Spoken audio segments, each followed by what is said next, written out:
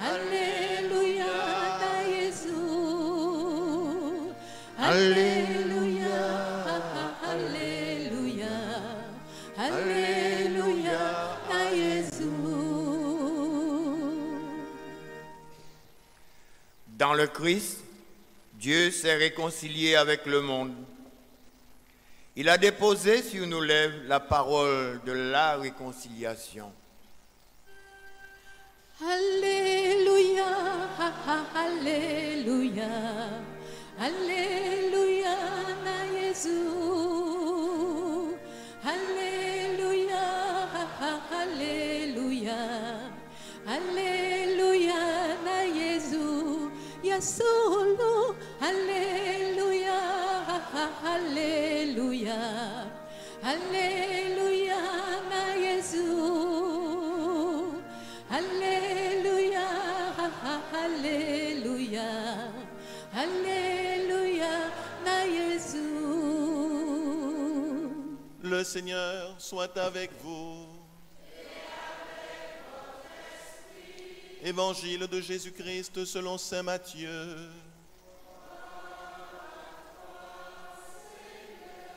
Chapitre 18e, versets 15 à 20. Jésus disait à ses disciples, « Si ton frère a commis un péché, va lui parler seul à seul et montre-lui sa faute. S'il t'écoute, tu auras gagné ton frère. S'il ne t'écoute pas, prends encore avec toi une ou deux personnes afin que l'affaire soit réglée sur la parole de 2 ou 3 témoins. S'il refuse de les écouter, dis-le à la communauté de l'Église. S'il refuse encore d'écouter l'Église, considère-le comme un païen et un publicain. En vérité, je vous le dis, ce que vous aurez lié sur la terre sera lié dans le ciel, et tout ce que vous aurez délié sur la terre sera délié dans le ciel. Encore une fois, je vous le dis, si 2 d'entre vous sur la terre se mettent d'accord pour demander quelque chose, ils l'obtiendront de mon Père qui est aux cieux. Quand 2 ou 3 sont réunis en mon nom, je suis là, au milieu d'eux. Acclamons la parole de Dieu.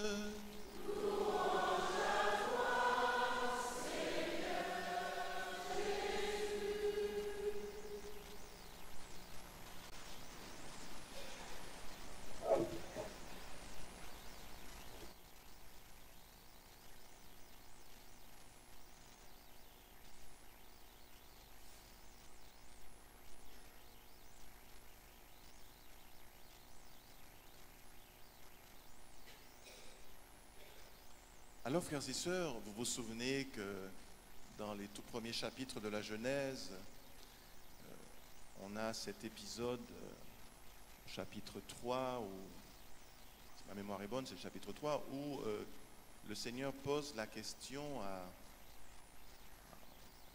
à Caïn, en lui disant, mais Caïn, où est ton frère Abel? Entre-temps, Caïn, il avait tué son frère Abel. Il dit, moi je ne sais pas, suis-je donc le gardien de mon frère? La réponse du frère meurtrier, est-ce que je suis le gardien de mon frère? Et de fait, la réponse est oui, tu devrais être le gardien de ton frère. Tu dois veiller sur ton frère. C'est logique. Quand on est enfant d'un même père, d'une même mère, on doit veiller les uns sur les autres. Si ton frère se fait tabasser dans la cour de récréation, tu dois normalement venir en aide, lui porter secours. C'est logique. Si les frères et les sœurs ne se protègent pas, ne s'aident pas, ne s'entraident pas, mais c'est épouvantable. C'est le règne de la jungle. C'est affreux. Nous savons malheureusement que dans notre petite Martinique, de plus en plus, on a des familles qui sont divisées, des frères et des sœurs qui se détestent, qui se font des menaces. Malheureusement, c'est vrai.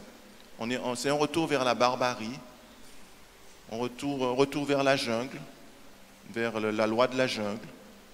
Et tout ça pourquoi? Pour quelques biens matériels laissés par les vieux parents. J'en ai déjà maintes fois parlé. Et c'est vrai que je dis ça un peu avec humour, mais ce n'est pas seulement de l'humour. Hein. Je dis souvent aux grandes personnes, si vous savez que vous avez des enfants qui ne vont pas s'entendre, eh bien, si vous avez une grande maison, vous ne savez pas comment faire le partage, vendez la maison. Avec l'argent, faites beaucoup de voyages, de croisières, de pèlerinages. Beaucoup de pélés. Allez, prenez du repos, allez dans un hôtel. Vous n'aurez pas à faire à manger, vous restez là pendant 1 semaine, 2 semaines. Voilà, profitez de votre retraite.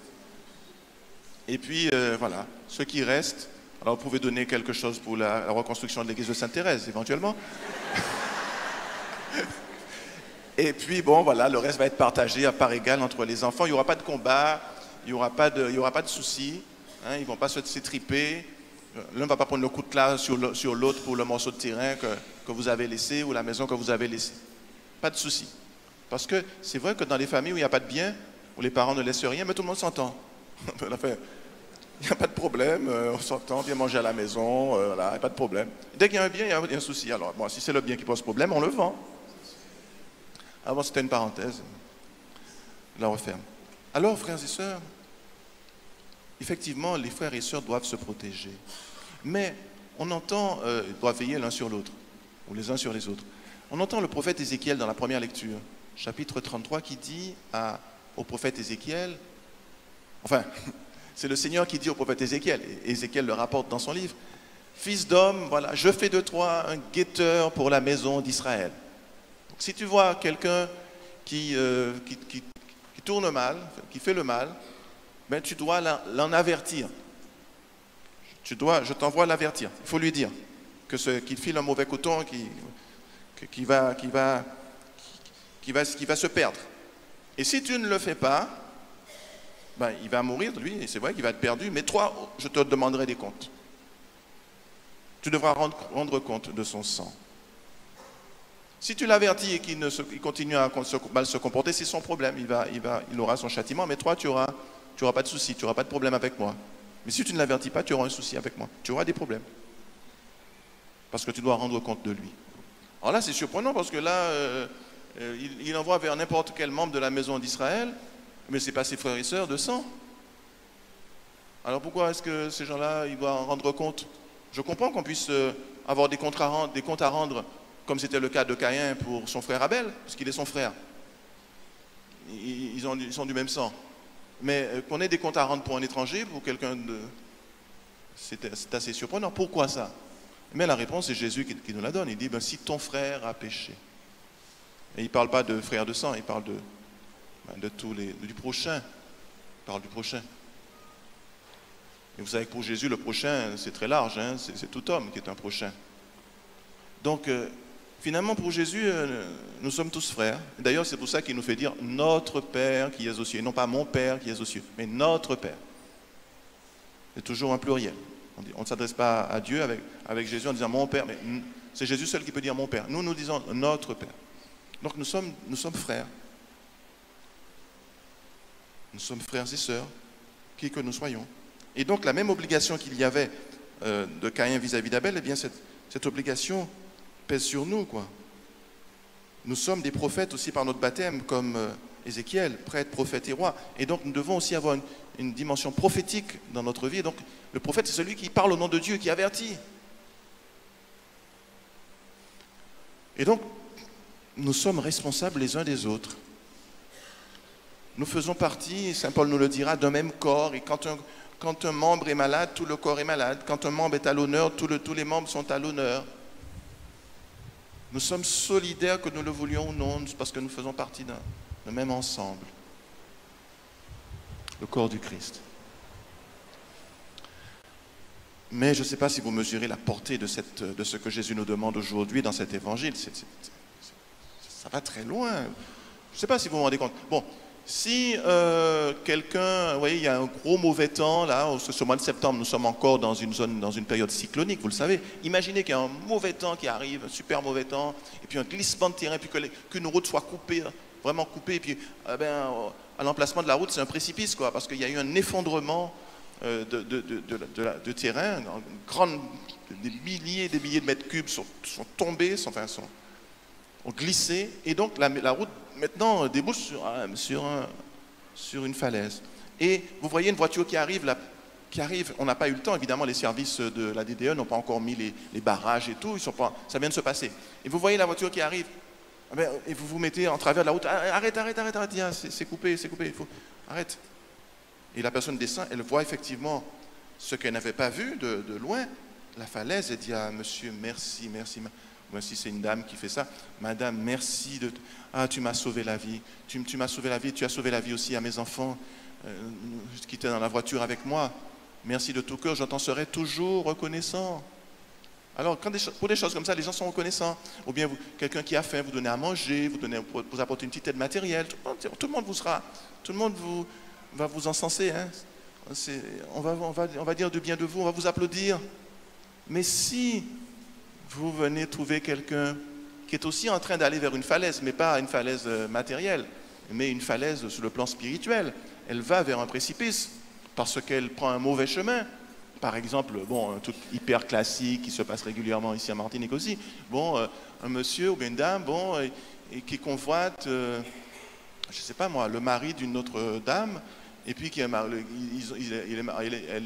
vit avec cette autre dame, il vit avec cette autre dame, le monsieur, il a 6 ans, il a plein d'enfants, 6, 7, 8 enfants, je ne sais pas moi, il a plein d'enfants, et puis on veut prendre le mari dans les mains de l'épouse qui a avec tous les enfants. Donc tu vois que la dame elle fait ça, et toi tu es son ami, et tu vas la trouver, ou bien tu es son ami, ou bien une connaissance, ou bien sa collègue, je ne sais pas moi. Et tu vas la trouver, tu dis, ma soeur, tu sais, tu vas tomber dans une falaise. Et tu vas faire tomber beaucoup de gens avec toi dans la falaise. Ah bon? De quoi tu parles? Ben oui, tu es avec... tu essaies de... On m'a dit que... Enfin, je vois que tu es derrière un monsieur là, et... Alors là, c'est pas la même chose que tout à l'heure, hein? La réaction n'est pas forcément la même, hein? Comment? Ma seule option... Est-ce que je vais embarrer? Est-ce que je vais les affaires? Pour que je venir parler de la vie privée, moi. Est-ce que la vie privée, moi, le contour? On peut se prendre une belle rebuffade et même peut-être ça peut s'envenimer. Hein. On peut avoir un ennemi à vie là. Hein.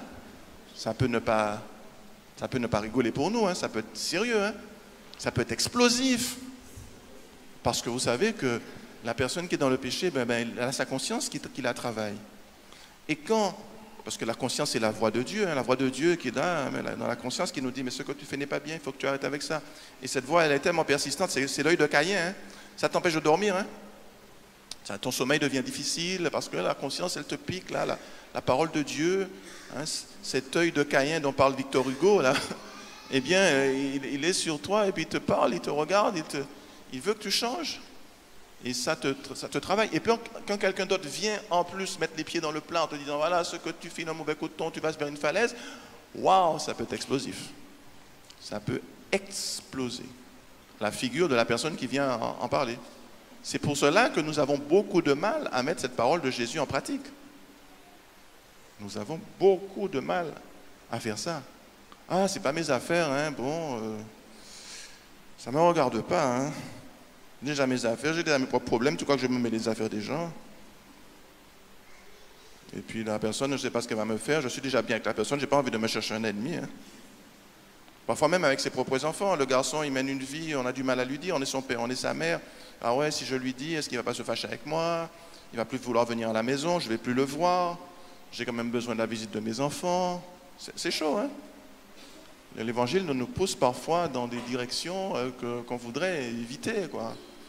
On voudrait prendre la tangente ou ne pas aller dans cette direction-là parce qu'elle est coûteuse, cette direction-là. Ce chemin-là est coûteux, il est resserré, il est étroit, il est difficile. Alors qu'on se dit, mais Seigneur, mais comment tu veux comment je peux mettre ça en pratique, surtout aujourd'hui où les gens sont tellement, ils se barricadent derrière justement le respect de la vie privée, c'est la valeur, une des valeurs suprêmes, droit de l'homme, etc. Comment gérer ça? Comment gérer cette parole où tu me dis d'avertir le méchant, d'avertir celui qui fait le mal, et d'aller le trouver face à face, de lui dire les choses. Et c'est vrai que pour l'Église antique, parmi les œuvres de charité, on mettait l'admonestation des pécheurs. On considérait que admonester le pécheur, le reprendre, c'était une grande œuvre de charité. Et c'est vrai, c'est de l'amour, quoi. Enfin, je veux dire, parce que c'est de la charité, parce que si la personne va vers une falaise, que tu l'arrêtes pour l'empêcher de tomber dans la falaise, je parle sur le plan matériel, hein, c'est de la charité, incontestablement. Mais si elle tombe, parce que tu as épargné sa vie, tu as sauvé sa vie corporelle, mais quand il s'agit de la vie éternelle, de la vie, vous savez, de la vraie vie, qu'elle met en danger par son comportement, et que tu veux la sauver, que tu veux sauver cette vie-là, quoi, cette vie éternelle. Hein. Tu ne veux pas qu'elle se perde. C'est de la charité au carré. C'est de la charité au degré suprême. Mais c'est beaucoup plus coûteux. Le prix à payer est plus élevé, évidemment. Alors on pourrait se dire, mais comment mettre cette parole en application? Comment faire, Seigneur, pour ne pas te dire, écoute Seigneur, là c'est pas pour moi, là quand même ça, sur d'autres choses je peux t'écouter, bon, donner à manger à celui qui a faim, ok, ça n'y a pas de problème, je vais essayer, bon, des vêtements, mes vieux vêtements, je peux les donner aussi pour ceux qui n'ont pas, il n'y a pas de souci, les vieilles chaussures, tout ce que tu veux, mais aller reprendre le pécheur, ça c'est autre chose, Seigneur, ça c'est pas pour moi. Hein. Et pourtant, c'est pour nous, cette parole s'adresse à nous, nous tous les chrétiens. Alors, je crois que la première condition pour pouvoir faire cette démarche-là, c'est qu'il faut vraiment aimer les gens en question. Si je dois reprendre un frère ou une sœur, il faut que je sois sûr de l'aimer avant de faire la démarche. Il ne s'agit pas de donner un traitement à la personne, hein, parce que pour donner un traitement, bon, si on déteste la personne, c'est encore plus facile. Ah ouais, au sens, pas ici, au sens sacré, machin, etc. Bon, ça c'est facile. Mais ça, c'est pas l'amour. Ça, c'est pas l'amour. Aimer la personne profondément fait qu'on est dans une démarche, on est dans l'humilité, on se fait petit, on arrive, vous voyez, c'est avec douceur que l'on gère cette affaire-là. Tu sais ma sœur, bon, je ne suis pas là pour te juger, je n'ai aucun titre pour le faire, je ne suis pas meilleur que toi, mais je pense que tu es piégé, je pense que tu t'es fait avoir, tu as pris un mauvais chemin, tu t'es laissé tenter et là tu prends un mauvais chemin qui va te conduire à ta perte et qui va faire beaucoup, beaucoup de mal autour de toi. Donc, pendant qu'il en est temps, essaie de te retirer de ça, essaie de faire un effort. Je suis prêt à t'aider, je suis prêt à t'écouter, je suis prêt à prier avec toi, je suis prêt à t'emmener vers des personnes ressources qui pourront t'aider. Mais voilà, je tenais à t'en avertir, si tu veux te fâcher avec moi, c'est toi, mais je le fais par amour pour toi et pour les personnes qui sont en cause. Ouais, une démarche, je dis ça comme ça, mais bon, il y a d'autres paroles à dire. Peut-être qu'ils seront plus adaptés en fonction des personnes. Mais je veux dire, c'est vraiment une démarche d'humilité, dans la simplicité, dans le respect de l'autre. Alors Jésus dit que parfois, une démarche à 2 ou 3, ça peut être aussi plus efficace, parce que bon, il y a le poids de plusieurs personnes qui sont du même avis, ça impacte souvent plus qu'une seule personne, c'est vrai. Et puis Jésus dit que bon, dans le cas où ça ne fonctionne pas, ni seul à seul, ni avec un petit groupe d'amis, peut-être qu'il faut en référer à l'Église, et l'Église, bon, dans ses représentants, ses responsables, il ne s'agit pas de monter en chair, de raconter la vie des gens. Ça ne se fait pas. C'est pas bien ça. Je ne pourrais jamais souscrire à des choses comme ça, et je crois que personne ne peut souscrire à des choses comme celle-là. Même le pécheur mérite son respect. Quel que soit le pécheur, il mérite son respect, il mérite justement d'être aimé. Et l'aimer, ce n'est pas le soumettre à la vindicte publique, ce n'est pas le lyncher. L'aimer, c'est l'aider à s'en sortir. Et on l'aide à s'en sortir en faisant une démarche personnelle avec 2 ou 3, ou en prévenant les responsables qui peuvent agir, qui ont un poids en tant que responsables pour agir. Je pense par exemple à un monsieur, ça remonte à très longtemps, hein. C'est pas ici à Sainte-Thérèse, rassurez-vous, hein, ni même à Saint-Christophe. Hein. C'est un monsieur, le monsieur était toujours à côté de moi, il donnait la messe, même en semaine, il donnait la communion à la messe, Il est dans tous les mouvements d'église, comme on dit autrefois, toutes les confréries, il y a dans tout pareil. Il a préparé un monobaptême, tout pareil. Il y a son voisin qui vient me dire, vous savez, monsieur un tel, il fait du quimbois. Je dis, mais non, mais tu rigoles, monsieur ne peut pas faire du quimbois. Il ne peut pas faire du quimbois.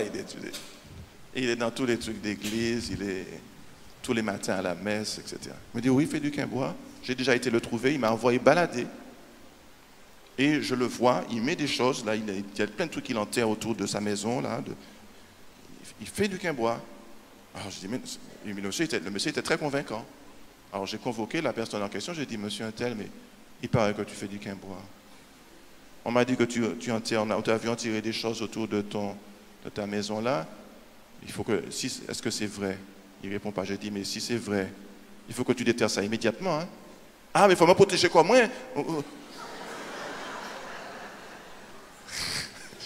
C'est incroyable. Alors Jésus ne te suffit pas. Tu as Jésus, tu as le Père, le Fils et le Saint-Esprit. Qu'est-ce que tu veux de plus? Tu as ton ange gardien, tu as la Sainte Vierge qui est là, qui prie pour toi. Tu as besoin d'être protégé par qui? Alors j'ai essayé de le raisonner. Il n'a pas voulu entendre raison.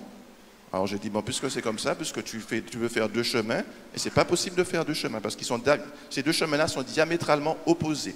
Donc tu as deux chemins, un qui va à droite, un qui va à gauche, tu as deux pieds, comment tu fais? Donc, puisque tu ne veux pas choisir le Seigneur, tu veux mélanger la lumière et les ténèbres, le mal et le bien, eh bien, désormais, tu n'auras plus rien à faire sur la paroisse. Donc, toutes tes responsabilités, c'est fini. Arrête avec ça parce que tu salis l'Église, tu fais du mal à l'Église. Tu es là, tu es comme un infiltré, tu es comme un agent double. On croit que tu es avec nous, mais tu es avec l'autre.